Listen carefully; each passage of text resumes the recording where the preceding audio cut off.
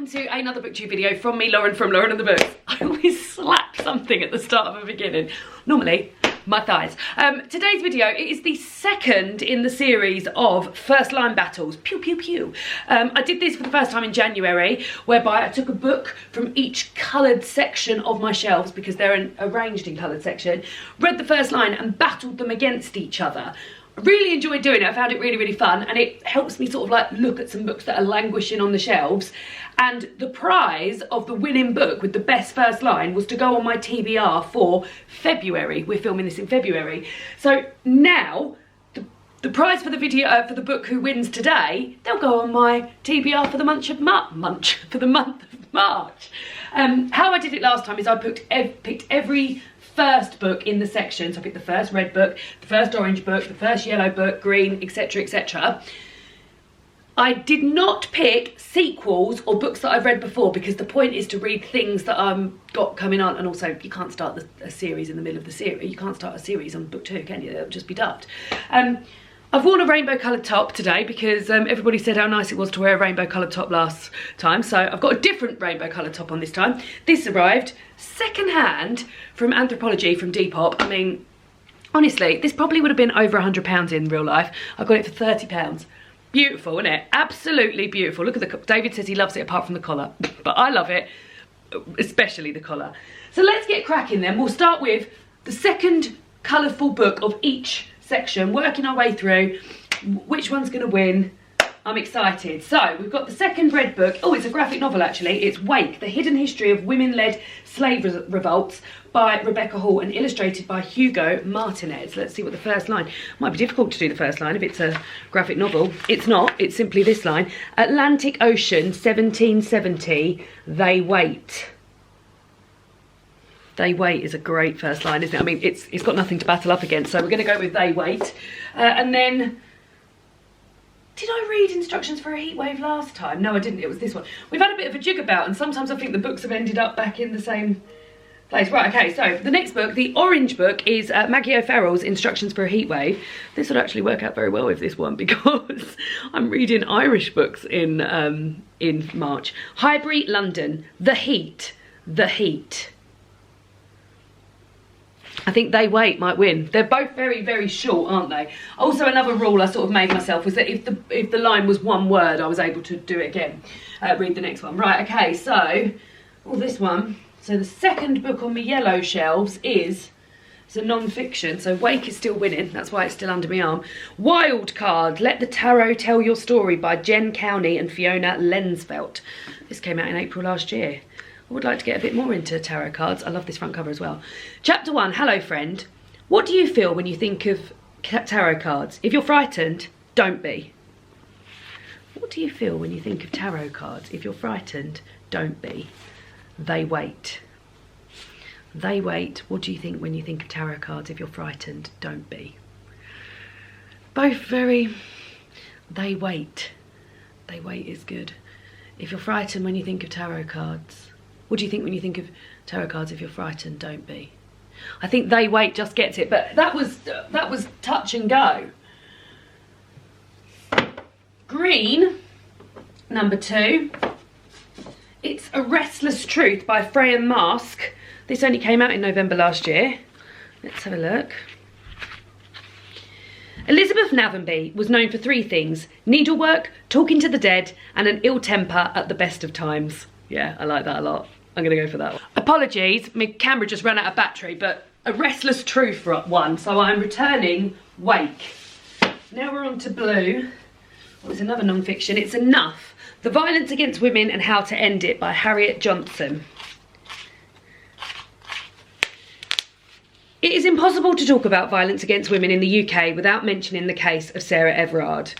Now, this is difficult, isn't it? Because I imagine this book is intensely interesting and poignant. The case of Sarah Everard is very, very still on my mind, and I imagine will be for the rest of my life. It's hard to be entertained by a first line that includes a really awful, a really tragic end to an innocent woman's life. So I think I'm going to return this and go with A Restless Truth by Freya Mask. And then we'll go on to purple. So we're on to Devotion by Hannah Kent. This came out last year as well. I've read a Hannah Kent book before. Okay, oh no, that's the blurb. I was just about to read the first line of the blurb. Oh, it's long. Thea. Oh, so the chapter is titled, My Heart is a Hand Reaching. Thea, there is no line in your palm I've not traced, no knuckle cracked unheard, and the blue of your eyes is the coughing lining of the world. No, I think I prefer a Restless Truth. Let's just remind ourselves of a Restless Truth. Elizabeth Navenby was known for 3 things: needlework, talking to the dead, and an ill temper at the best of times. Yeah, I prefer that to that. Okay, pink. 4 Treasures of the Sky by Jenny Ting-Hyo Zhang. All right, Minnie. Part 1, Zifu, China, 1882. 1. When I'm kidnapped, it does not happen in an alleyway. That's quite gripping, isn't it? When I'm kidnapped, it does not happen in an alleyway. Yeah, I think we're going to go for that.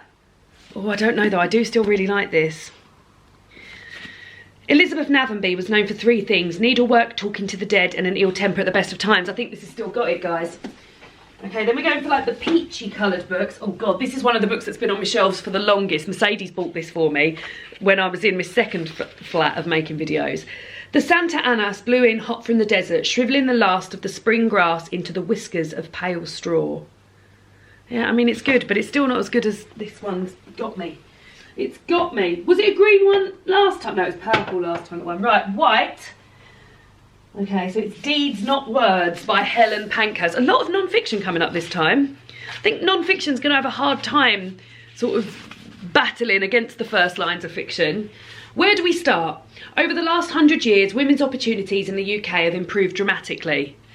Yeah, like I say, I think non-fiction's going to have a hard time because true, but not as good as this one. Right, okay, grey. We're still on the old, so I think we're going to find that we're picking out the old greys of, what are they called, Persephone's books, because I've got a lot of Persephone books. But one of the books did make it to my TBR this month, even though it didn't win the battle. Right, okay. This is Lettice Delmer by Susan Miles. It looks like it's written in verse as well. Blatant clangs the bell, crude as the diseases that jail the patients in the special hospital. Blatant clangs the bell, crude as the diseases that jail the patients in the special hospital. I mean, I've got to say, I'm intrigued. Is it better than this line though? I don't know that it is. Elizabeth Navenby was known for 3 things: needlework, talking to the dead, and an ill temper at the best of times. That's still the best one.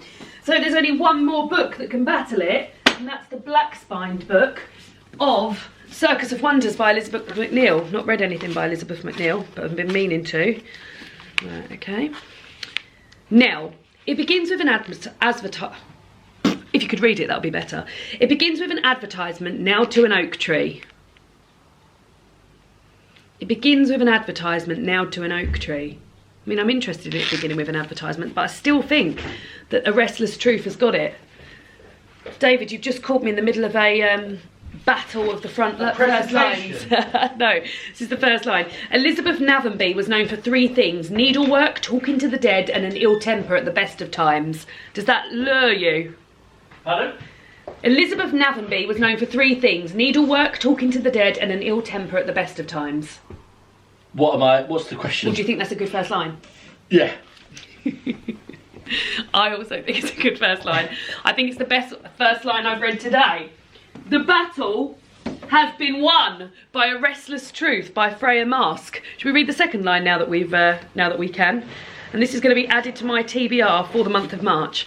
Elizabeth Navenby was known for 3 things: needlework, talking to the dead, and an ill temper at the best of times. These were not the best of times. I really like the sound of that. There we go. Oh, packed with Agatha Christie intrigue, sparkling magic and thrilling queer romance. Maybe I should have left it to me Agatha Christie-a-thon in August, but hey, that's not how this works. So this will be added to the TBR for March. Join me to see how I get on with it in March, and I'll see you all again soon for another BookTube video. Goodbye!